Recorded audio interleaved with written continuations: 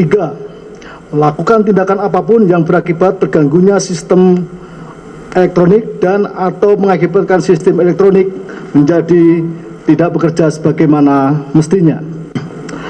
Menimbang bahwa yang dimaksudkan dengan sistem elektronik berdasarkan pasal 1 ayat 5 Undang-Undang Nomor 19 Tahun 2016 tentang perubahan atas Undang-Undang Nomor 11 Tahun 2008 tentang informasi dan transaksi elektronik adalah serangkaian perangkat dan prosedur elektronik yang berfungsi mempersiapkan, mengumpulkan, mengolah, menganalisis, menyimpan, menampilkan, mengumumkan, mengirimkan dan atau menyebarkan informasi elektronik. Menimbang bahwa informasi elektronik adalah satu atau sekumpulan data elektronik termasuk tetapi tidak terbatas pada tulisan, suara, gambar, peta, rancangan, foto, elektronik, data, interchange, surat elektronik, telegram, telex, telekopi atau sejenisnya, huruf, tanda, angka, kode akses, simbol atau perforasi yang telah diolah yang memiliki arti atau dapat dipahami oleh orang yang mampu memahaminya.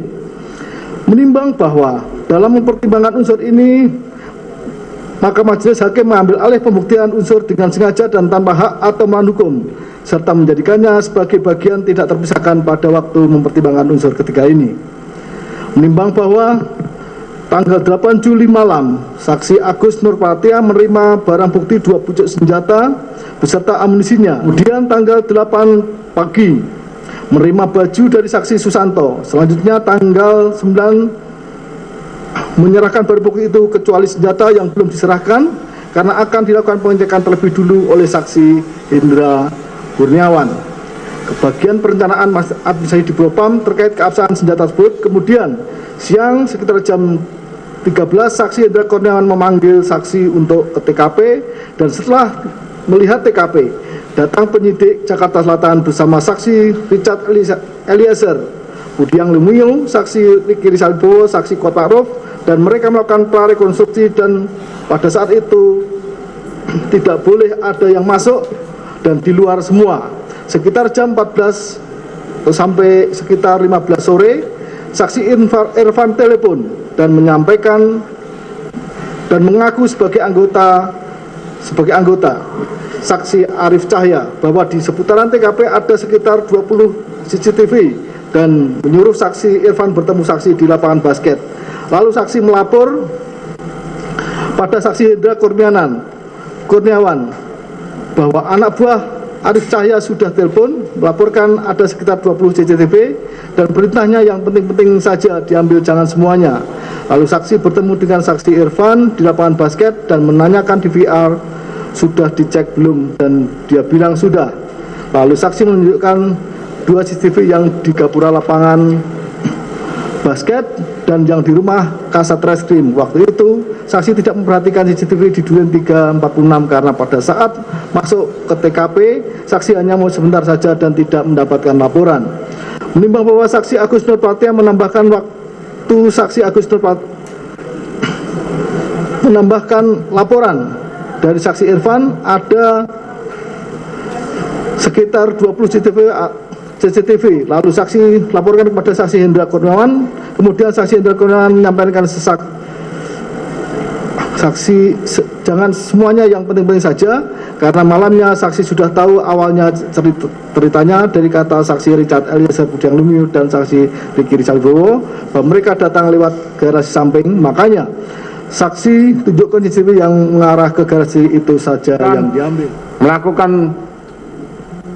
tindak pidana melanggar ketentuan pasal 340 junto 340 KUHP junto pasal 55 ayat 1 ke 1 KUHP dan melanggar pasal 49 junto pasal 33 Undang-Undang Nomor 19 Tahun 2016 tentang perubahan atas Undang-Undang Nomor 11 Tahun 2008 tentang informasi dan transaksi elektronik junto pasal 55 ayat 1 ke 1 KUHP.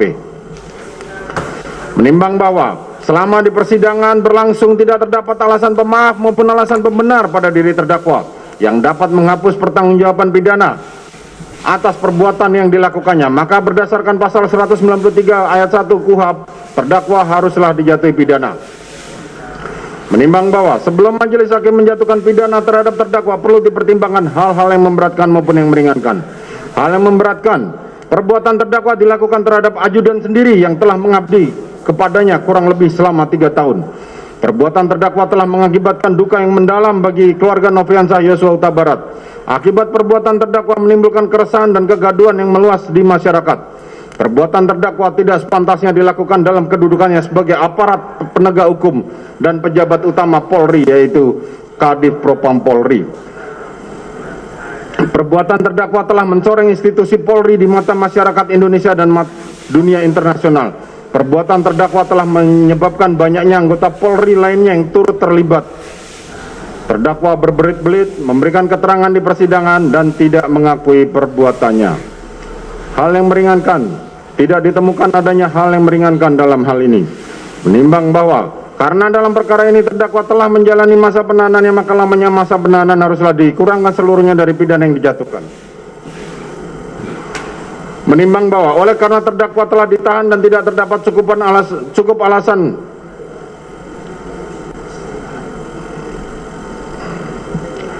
Menimbang bahwa oleh karena terdakwa telah ditahan dan tidak terdapat cukup alasan berdasarkan undang-undang yang mengeluarkan terdakwa dari dalam tahanan, maka sesuai dengan ketentuan pasal 193 ayat 2 huruf B KUHP terhadap diri terdakwa haruslah dinyatakan tetap berada di dalam tahanan. Menimbang terhadap barang bukti huruf A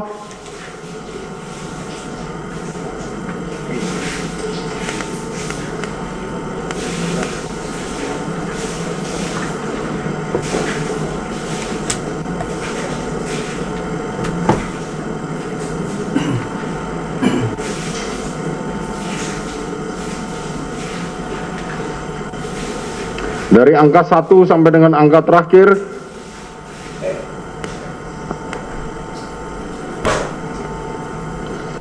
dikembalikan kepada penuntut umum untuk digunakan perkara, karena masih diperlukan dalam pembuktian perkara lain, maka dikembalikan penuntut umum. Menimbang bahwa terhadap terdakwa yang dijatuhi pidana, maka berdasarkan ketentuan pasal 222 ayat 1 KUHP haruslah dibebani untuk membayar biaya perkara yang besarnya akan disebutkan dalam amar putusan ini.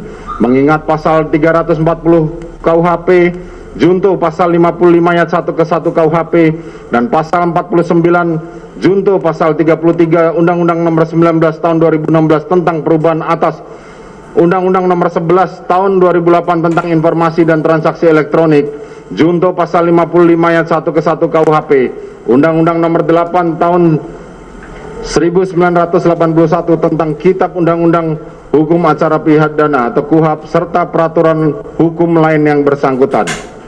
Silakan berdiri. Mengadili, menyatakan terdakwa Ferdi Sambo SH SIK MH telah terbukti secara sah dan meyakinkan bersalah melakukan tindak pidana turut serta melakukan pembunuhan berencana dan tanpa hak, melakukan tindakan yang berakibat sistem elektronik tidak bekerja sebagaimana mestinya yang dilakukan secara bersama-sama, menjatuhkan pidana kepada terdakwa tersebut oleh karena itu dengan pidana mati, memerintahkan terdakwa tetap berada dalam tahanan, menetapkan barang bukti tetap terlampir dalam berkas dikembalikan kepada penuntut umum untuk digunakan dalam perkara lain, menetapkan terdakwa tetap berada dalam tahanan,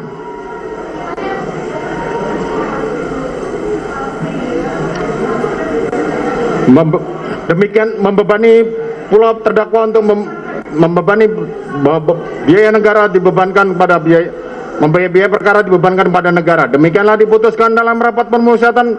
Silakan duduk. Demikianlah diputuskan dalam rapat permusyawaratan Majelis Hakim Pengadilan Negeri Jakarta Selatan pada hari Kamis tanggal 9 Februari 2023 oleh kami Wahyu Iman Santoso sebagai Hakim Ketua Majelis Hakim, Morgan Simanjuntak dan Alimin Ribut Sujono masing-masing sebagai hakim anggota, dan diucapkan dalam sidang terbuka untuk umum pada hari Senin tanggal 13 Februari 2023 oleh Hakim Ketua Majelis tersebut dengan didampingi hakim-hakim anggota dibantu oleh Saudara Aprisno sebagai panitera pengganti, dihadiri pula oleh Jaksa Penuntut Umum pada Kejaksaan Agung Republik Indonesia dan terdakwa didampingi penasihat hukumnya. Demikian para pihak baik penuntut umum maupun penasihat hukum maupun terdakwa mempunyai hak untuk mengajukan upaya hukum. Sidang perkara, demikianlah putusan telah dibacakan. Sidang perkara nomor 796 PIT B 2022 atas nama terdakwa Ferdi Sambo dinyatakan ditutup.